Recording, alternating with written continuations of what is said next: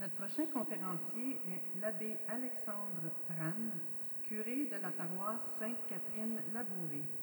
Cet après-midi, c'est donc avec grande joie que nous accueillons abbé Alexandre Tran, qui nous fera une présentation ayant pour thème « La confiance de Marie et Joseph en la miséricorde de Dieu ». Accueillons-le tous ensemble chaleureusement.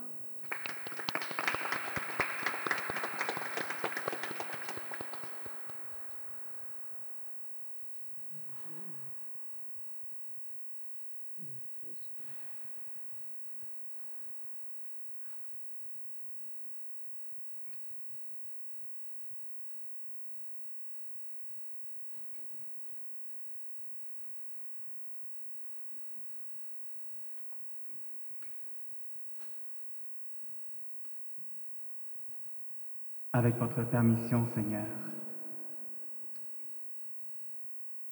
Avant de débuter cette conférence, il est important de souligner le mot « confiance ». Ce mot est très important dans notre vie, dans la vie des disciples du Christ. Sans la confiance, rien ne peut se bâtir. Avoir confiance en une personne veut dire qu'on est sûr de sa loyauté, de sa bonté, de son aide, de son soutien. On peut donc compter sur cette personne en tout temps. C'est vrai dans nos relations humaines, c'est vrai aussi dans notre relation avec Dieu. La confiance est un don de Dieu. Elle est comme un grain semé dans la terre et la confiance grandit avec le temps. À travers les épreuves, les difficultés de cette vie présente, et ce don doit être semé dans la bonne terre, dans un saint environnement, à l'école de la Sainte Famille. Alors je nous invite aujourd'hui à entrer dans cette école de la confiance envers la miséricorde divine. Avec Marie et Joseph, témoins de cette même miséricorde, le Christ Jésus.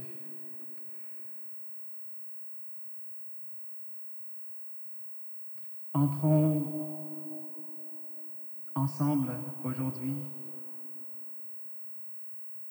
dans ce petit village,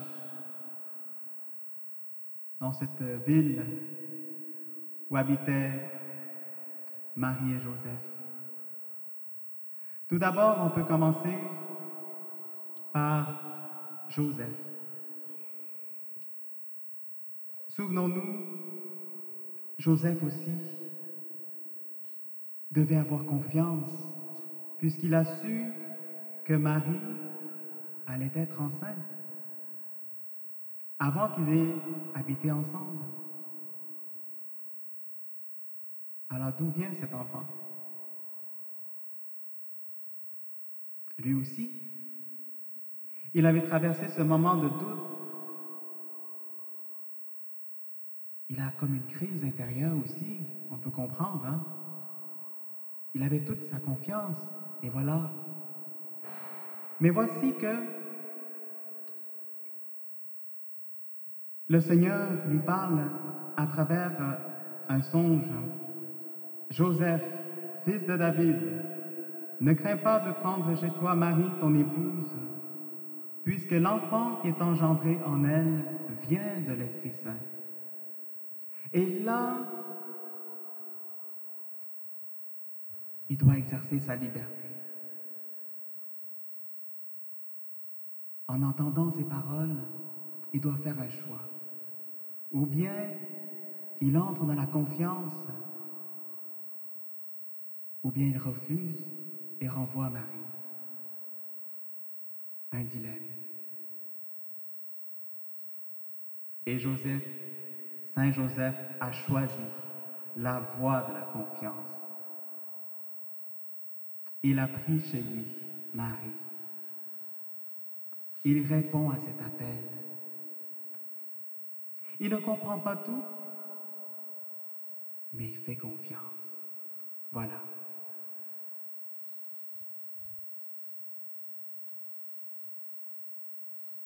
Et un autre moment, nous nous souvenons, où Joseph a été éprouvé, c'est quand il avait cherché, dans le fond, un refuge. Lorsque Marie était enceinte, elle cherche un endroit pour accoucher, et partout, c'est fermé. C'est un confinement, vous pouvez lire. Partout, c'est fermé. Il frappe à la porte. Non, complet, complet, complet. Et là, on peut sentir, on peut se mettre dans la peau de Saint Joseph, l'angoisse qu'il avait. Il était un homme responsable. Il fallait à tout coup, à tout prix, trouver un endroit. Or, tout est fermé. Là, il doit faire un acte de confiance. Il doit passer aussi un bon moment pour prier. Et voilà que Dieu récompense sa grande confiance. C'est lui-même qui va montrer qu'il préfère une pauvre étable à Bethléem. C'est le Seigneur lui-même qui va trouver son refuge. Et Joseph, voilà, s'abandonne à Dieu. Avoir confiance, c'est de savoir s'abandonner. Parce que parfois dans notre vie, on veut tout contrôler. Parfois dans notre vie, on veut avoir le volant.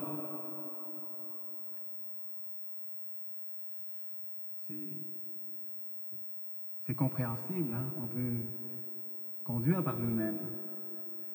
Mais parfois, il faut faire confiance que le Seigneur aussi nous inspire et nous guide. Il faut parfois savoir accepter aussi le pilote automatique de l'Esprit Saint. Alors cette nuit-là, Saint Joseph a accepté d'être conduit par le Saint-Esprit et il finit par trouver un refuge. Et la Vierge mit au monde un fils, elle l'enveloppa, le coucha dans une crèche. Et Saint Joseph, rempli de confiance, remercie le bon Dieu pour avoir trouvé un refuge. Un climat de confiance règne dans l'étable de Bethléem.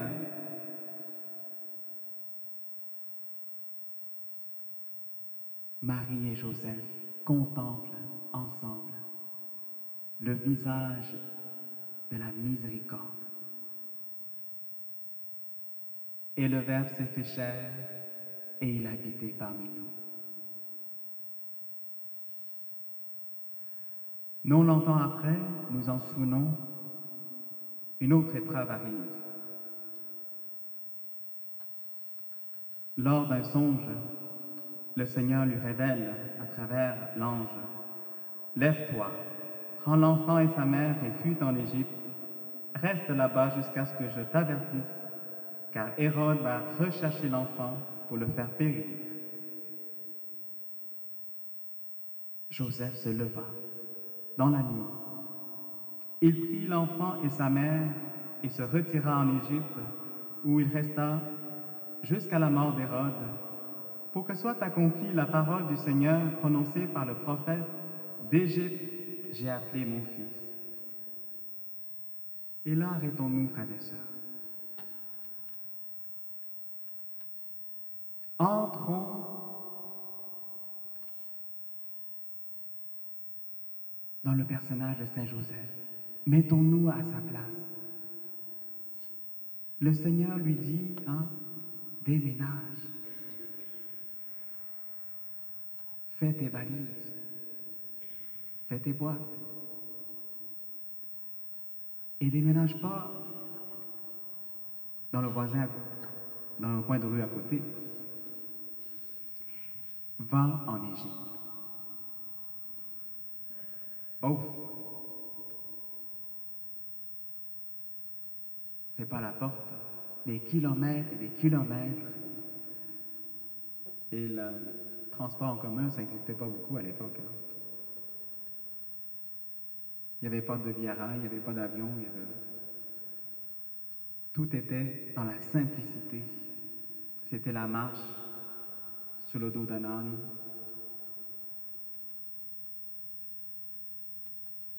C'est pas tout, frères et sœurs.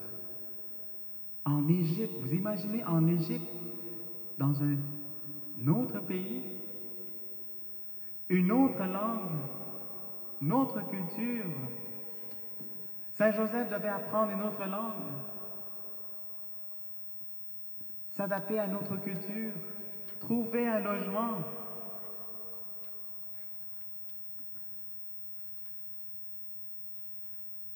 Trouver un logement, trouver un travail, partir à zéro, autrement dit. Si on était à sa place,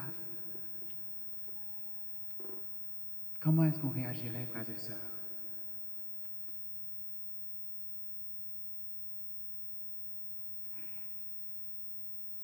Saint Joseph, qu'a-t-il fait? Tout de suite, les valises, hein, c'est pas long, hein? Il n'a pas pris grand-chose. Tout de suite, il déménage. Et encore là, dans l'incertitude, parce qu'il ne savait pas combien de temps il fallait rester en Égypte. On sait que c'est jusqu'à la mort d'Hérode, mais si on se mettait à sa place, hein, le temps semble long, on ne sait pas quand Hérode allait mourir. Donc l'incertitude dérange et nous fait mal parfois.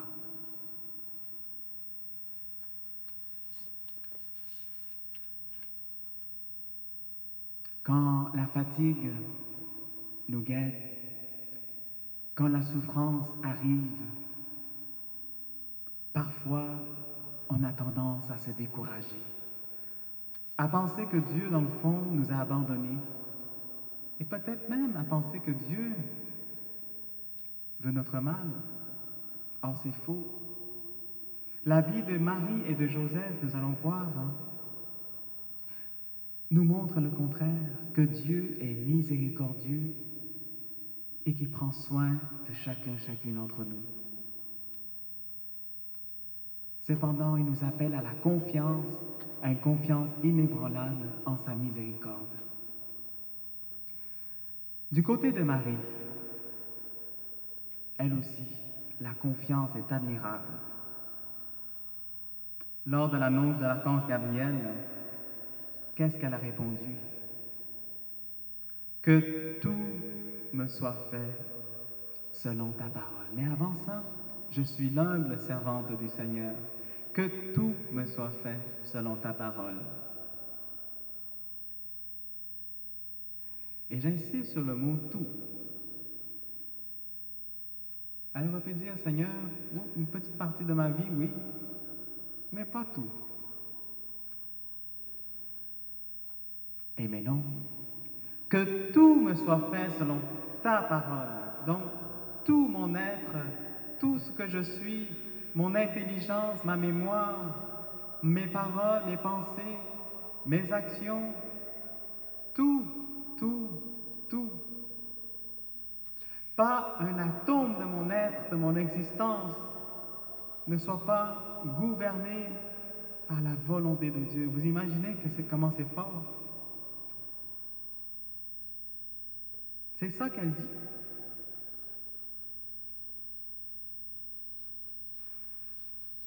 Nous, parfois, on dit oui à Dieu. Hein? On dit oui, Seigneur, je te laisse cette partie de ma vie. Mais cette partie, le zone dans mon cœur, ce petit coin, oh non, touche pas à ça, Seigneur. Jean, je réserve pour moi. Eh bien non, Marie, qu'est-ce qu'elle fait? Elle donne tout. Et c'est ça la confiance. Quand on fait confiance, eh bien on donne tout. On s'abandonne à Dieu et on fait totalement confiance en tout. Partout et toujours. Alors lors de l'annonce, hein, elle manifeste sa grande confiance encore là envers Dieu. À un autre moment de sa vie, souvenons-nous, quand est-ce qu'elle a eu confiance? Aux noces de Cana.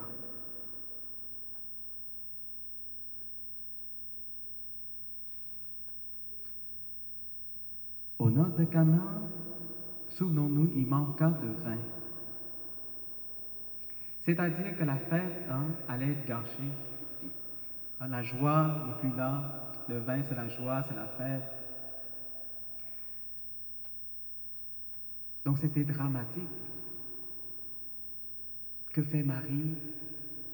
Elle va voir son fils. Il manque de vin. Et qu'elle dit à ses serviteurs, faites tout ce qu'il vous dira. Encore le mot tout. Avec Marie, c'est tout ou rien. Faites tout ce qu'il vous dira. Peu importe ce qu'il va vous dire,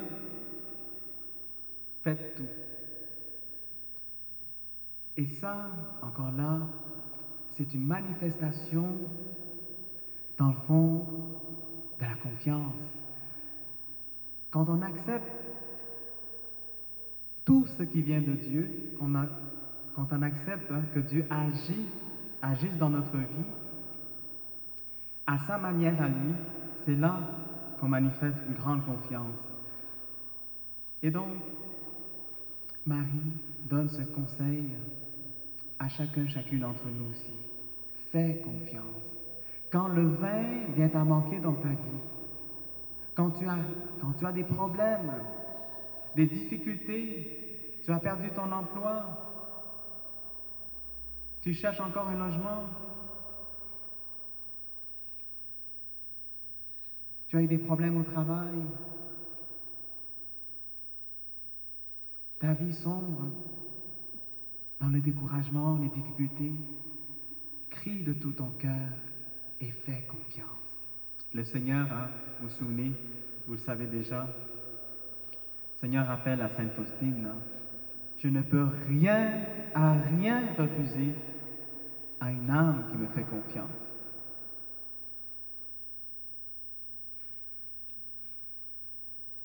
Rien. Peut-être ça ne nous dit pas grand-chose, mais mettez dans un autre contexte. Si dans un couple, la femme ou le mari dit l'un à l'autre, si tu me fais confiance, je te donne tout.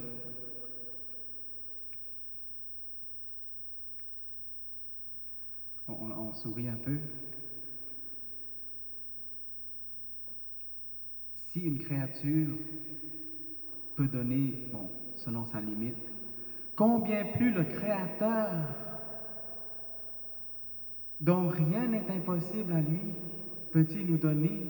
Imaginez, si une créature aussi limitée peut donner quelque chose à notre créature, combien plus le Créateur peut nous combler?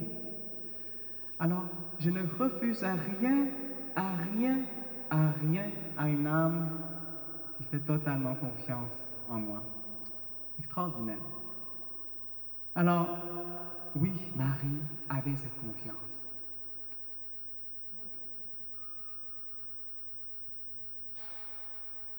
Marie aussi, c'est cette nouvelle Ève qui devait dans le fond réparer le péché, le premier péché dans le fond. Cette nouvelle Ève devait réparer la première Ève. Et comment elle doit réparer cela? Sinon, par une grande confiance. Parce que dans le fond, le premier péché, c'est un péché de méfiance. On se méfie de Dieu. Le bon Dieu avait bien dit de ne pas toucher à ce fruit. Sinon, on va trouver la mort intérieure, la mort spirituelle, on va trouver, nos yeux vont s'ouvrir, mais on va trouver la mort. Mais c'est parce qu'on se méfie, on pense qu'il nous cache quelque chose, on doute, et on tombe dans le piège de l'ennemi. Et pour réparer cela, il fallait une confiance sans borne à la miséricorde divine. Et c'est ce que Marie a fait dans toute sa vie. Elle a manifesté cette grande confiance.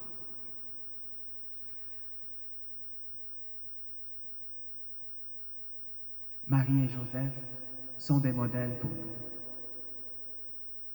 Par toute leur vie, ils ont fait confiance. Et ce sont,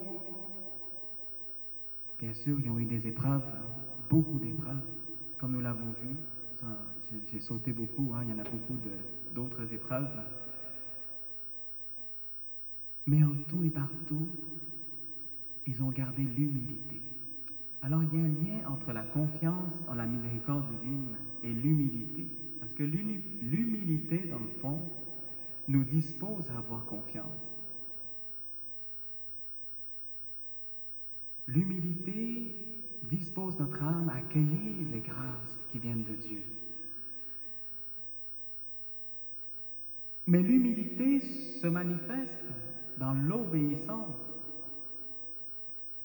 Une âme orgueilleuse ne peut pas obéir. Et c'est tellement vrai que, souvenons-nous,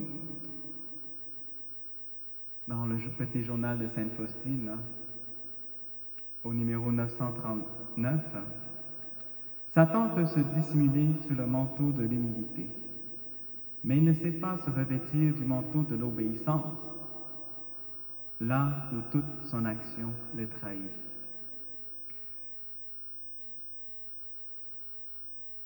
Rusé comme il peut se dissimuler partout, et même sous le manteau de l'humilité.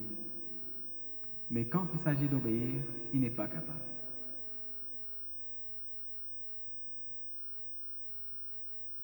Regardez Marie et Joseph. Quelle obéissance! Le Seigneur lui demande quelque chose, tout de suite il fait ses valises, il part. Il n'attend pas 2-3 semaines. L'ange Gabriel annonce à Marie, tout de suite, voici la servante du Seigneur, que tout me soit fait selon ta parole. Je me rappelle de cette personne, elle est décédée maintenant. Quand j'étais dans ce lieu, cette personne-là m'avait beaucoup appris, dans le fond, et une des choses qu'elle m'avait appris, c'est à faire le ménage. C'est ce que j'ai encore de la difficulté, mais... Et quand je vois comment elle fait le ménage, j'ai été touché. Elle faisait tout par amour, par obéissance, mais d'une manière prompte. C'est sa promptitude. Dans ce qu'elle dit, elle dit souvent tout de suite, tout de suite. Ce que je retiens de cette personne à son décès, c'est le mot tout de suite. Si je vois encore cette personne, c'est ça, c'est le mot tout de suite. Elle faisait tout de suite. La volonté de Dieu, tout de suite. Alors une âme qui a confiance en la miséricorde divine, c'est une âme qui sait obéir tout de suite, qui n'attend pas, qui ne traîne pas, qui ne remet pas à plus tard ce qu'elle peut faire aujourd'hui même. Alors plus l'union avec Dieu est grande, plus la confiance l'est également. Et plus la confiance est grande, plus l'âme accomplit la volonté de Dieu avec joie et promptitude. Toujours avec cette certitude intérieure que Dieu veut mon bien, Dieu veut prendre soin de moi, Dieu m'aime.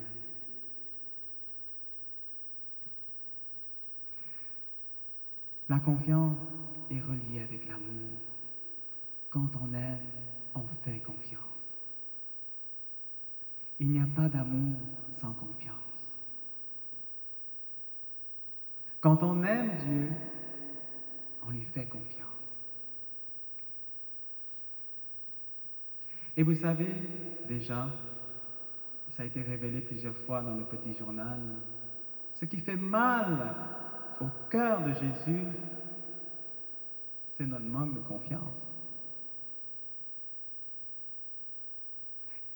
Et plus on a cette intimité avec lui, plus on est proche de lui, bien plus ça lui fait mal qu'on manque de confiance envers lui.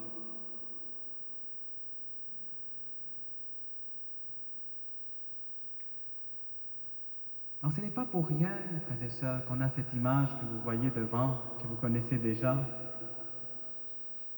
et que Jésus a voulu qu'on écrive au bas, Jésus, j'ai confiance en toi. Il aurait pu nous demander d'autres phrases. Il aurait pu nous demander, je ne sais pas moi, mon Seigneur et mon Dieu. Il aurait pu nous faire écrire d'autres choses. Mais pourquoi cette phrase? Parce que c'est ça qu'il veut. C'est ça qu'il préfère, qu'on ait confiance en lui. C'est ça qui lui fait plaisir, qu'on ait confiance en lui, car il peut tout. Vous savez, des fois, c'est nous-mêmes qui nous donnons des obstacles. Et souvent, ce qui fait peur aux gens, pourquoi les gens ne fréquentent pas souvent le confessionnal? À quelque part, on peut réfléchir, il y a une certaine peur de Dieu encore, présente dans les cœurs. Peut-être on n'a pas assez confiance que Dieu peut tout pardonner. Oh, mais mon péché est si grand. Oh, j'ai fait tellement de... Mais est-ce que tu contemples la grandeur de la miséricorde de Dieu plus que tes péchés? Es-tu conscient que Dieu peut tout pardonner, tout? Qu'il n'y a pas de péché dans le fond, à part le péché contre le Saint-Esprit, et vous le savez, c'est de refuser obstinément sa miséricorde. Mais il n'y a pas de péché. Si on fait confiance en lui, tout péché, il peut pardonner tout.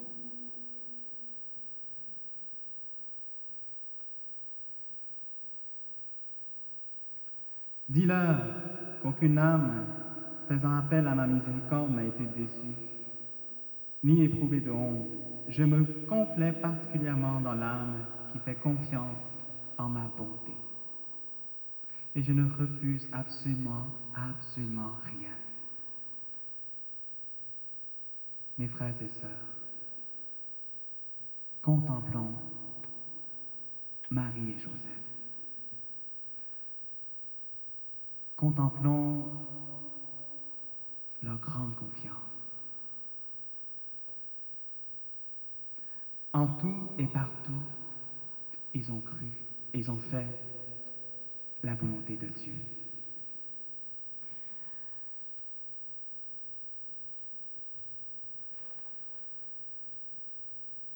Dans nos moments difficiles, dans nos épreuves, qu'est-ce qui nous aide dans le fond? Quel était le secret de Jésus, de Joseph, Marie et Jésus, la Sainte Famille? Quel était le secret? Pourquoi ils ont réussi à traverser tant d'épreuves, tant de difficultés?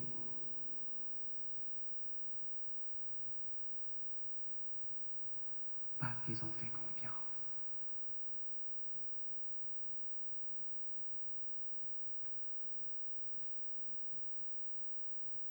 Ils ont fait confiance en Dieu, en sa miséricorde, qui n'a jamais abandonné le pécheur. Regardez la plupart des saints, sinon tous les saints.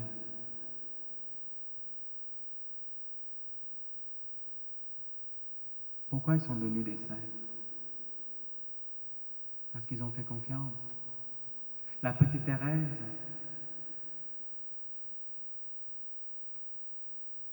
que Sainte Faustine aimait aussi, hein. Elle aimait la petite Thérèse, hein. Ce sont comme deux sœurs. La petite Thérèse aussi, elle savait qu'elle était, hein, elle était faible, elle n'était pas capable de monter si haut dans le sommet de la sainteté. Mais le Seigneur a révélé à Sainte Faustine que si on écoutait son cœur et si on faisait confiance en lui, le Seigneur nous rend capables de l'aimer. Et on parvient au sommet de la sainteté par la voie de la confiance. Si on laisse le Seigneur nous guider,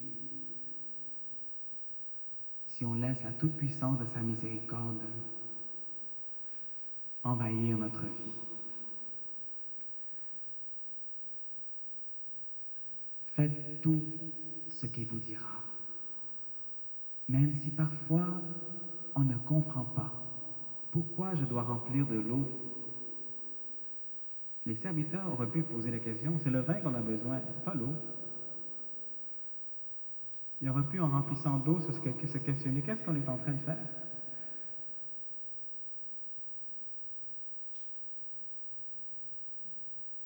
Des fois, dans notre vie, hein, il ne faut pas se questionner. Bon, c'est bon des fois de réfléchir aussi. Le Seigneur nous a donné une intelligence. Mais l'acte de confiance appelle à l'abandon, à mettre de l'eau et le Seigneur fera le reste. Vous et moi, notre devoir, n'est-ce pas de faire confiance et de mettre de l'eau dans notre vie.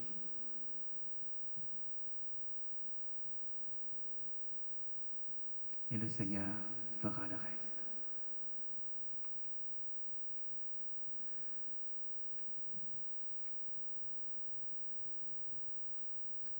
Un autre aspect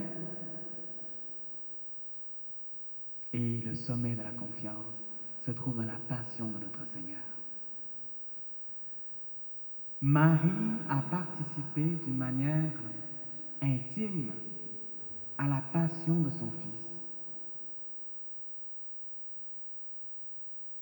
Elle a goûté dans son âme les mêmes souffrances que son Fils.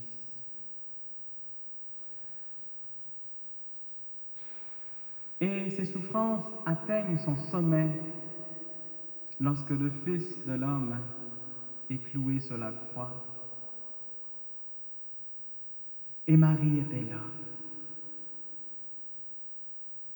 Et une grande douleur dans son âme, comme le glaive qui transperce son âme. Et malgré cela, elle fait confiance. Et quelle était sa marque de confiance? C'est sa position. Marie n'était pas à terre. Marie était debout. Elle contemplait son Fils debout. Elle croyait que cela ne se termine pas ici. Elle savait que Dieu interviendrait et que la victoire finale appartiendrait à la miséricorde. Et c'est pour cela, frères et sœurs, qu'elle se tient debout au pied de la croix, contemplant la victoire de la miséricorde de son Fils. Père, pardonne-leur, ils ne savent pas ce qu'ils font.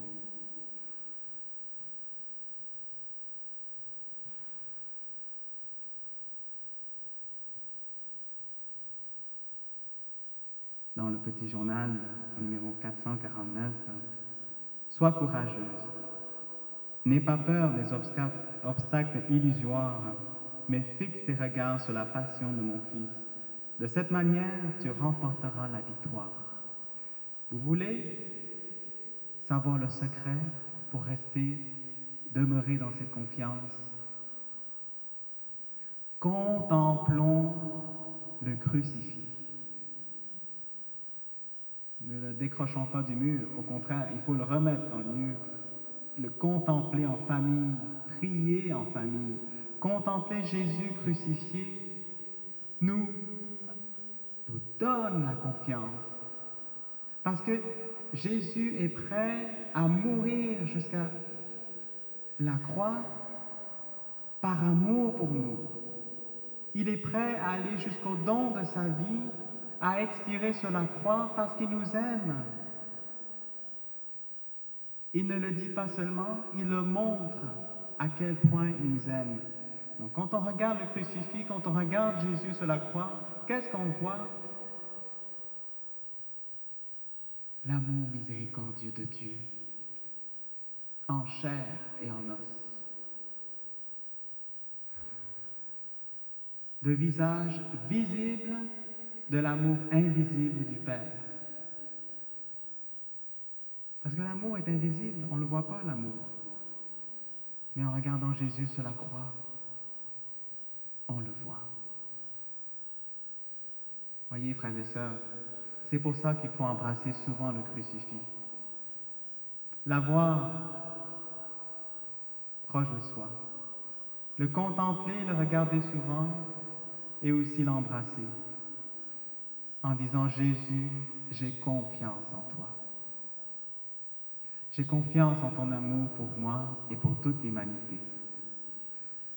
Alors la victoire, frères et sœurs, c'est dans la confiance absolue en la miséricorde divine. Et Marie l'a montré au pied de la croix. Elle nous montre la voie à suivre et elle nous invite à entrer dans cette voie.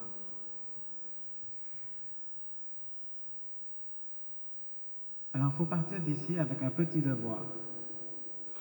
Je nous propose de se procurer quelque part un crucifix, contempler ce soir, pourquoi pas. De retrouver peut-être notre crucifix quelque part au sous-sol, on a encore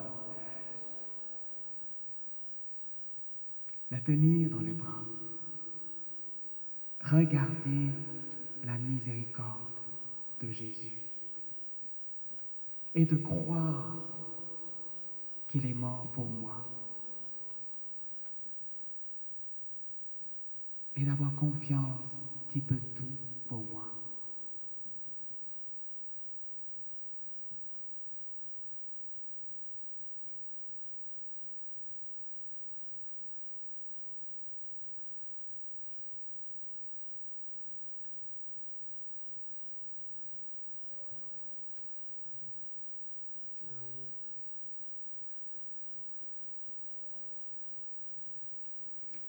Seigneur Jésus, merci pour cette méditation. Merci pour ton Esprit Saint. Et aide-nous, Seigneur, à te faire confiance, comme Marie et Joseph, à tout abandonner en toute humilité, à nous dire